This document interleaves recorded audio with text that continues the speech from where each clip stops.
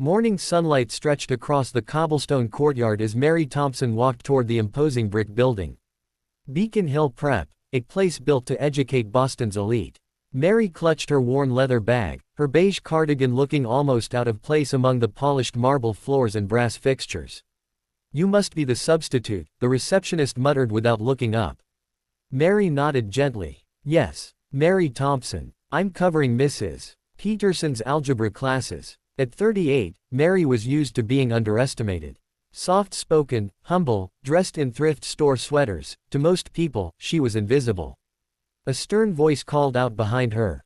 "Miss Thompson." Dr. Robert Thornton, the academic supervisor, walked up, his expensive suit and perfectly styled hair announcing arrogance before he even spoke. "I hope you understand the caliber of education we provide here," he said. "Our students aren't used to temporary arrangements." Mary smiled politely. "I'll do my best." He barely hid his disapproval. Conference Room B. "Don't be late." Scene 2. The faculty meeting. The conference room smelled of expensive coffee. Mary quietly took a seat at the back as the meeting began. Budgets, test scores, admissions data, the usual academic chatter. Then drive. Thornton's tone shifted. "Let's talk about our mathematics curriculum." He strode to the board and wrote a complicated differential equation, each symbol drawn with dramatic precision. "This," he declared, "is the type of problem our seniors handle.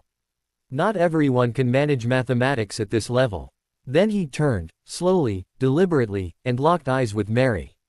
"Miss Thompson, since you'll be teaching algebra, perhaps you'd like to try solving this. Consider it professional development." The room fell silent. This wasn't education, it was a public test, a humiliation. "I'm just here to teach algebra," Mary said softly. "Oh, come now," he pressed. "Unless it's beyond your abilities." A few teachers shifted uncomfortably. Mary exhaled. "I'll try." Scene 3. The solution. Mary walked to the board. The chalk felt strange, and familiar. She began writing slowly, then faster, smoother, her confidence growing stroke by stroke. The room grew quiet. Symbols flowed across the board like music, derivatives, substitutions, integration by parts. Professor Williams leaned forward. "My goodness, she's actually solving it." Mary moved with ease, choosing the most efficient route through a problem that even graduate students struggled with. Dr. Thornton stepped closer, trying to keep up. Finally, with a calm flourish, Mary completed the problem. Not just solved it elegantly, and even included alternate methods in the margins. The room stared in stunned silence. "Where did you learn to do this?" someone whispered. Mary hesitated, then spoke. "MIT." Dr. Thornton nearly choked. "MIT. I taught there," Mary added quietly.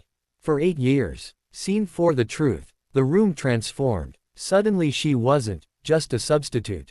She was something entirely different. "What happened?" Professor Chen asked gently. "How does someone go from MIT to substitute teaching?" Mary touched a simple gold band on her finger. "Life happened. My husband David was diagnosed with early onset dementia at 39. He was a philosophy professor at Harvard." The room fell still. "I cared for him for 7 years, Mary said softly. "He passed away last spring. By then, returning to academia felt impossible. But I still loved teaching. Substitute work was a way to stay connected without the pressure." Dr. Thornton sank into a chair. I'm sorry for the way I treated you."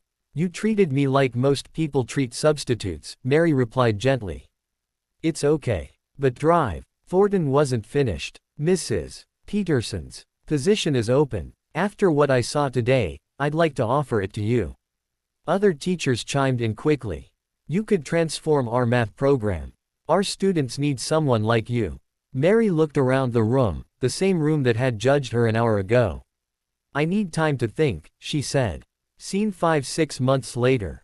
6 months later, Mary stood in front of her classroom, not as a substitute but as Beacon Hill Prep's official advanced mathematics instructor. Gone was the hesitant voice. She spoke with calm authority.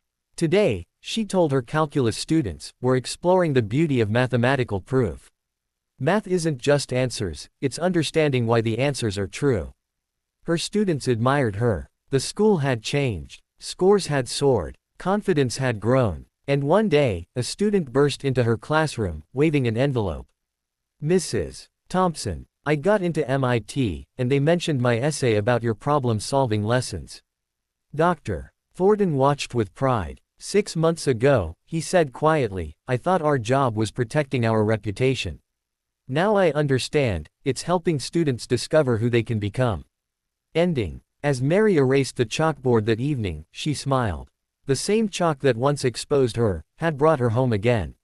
Sometimes the brightest people are the ones the world overlooks. And sometimes, all it takes is one moment to reveal the brilliance hidden inside.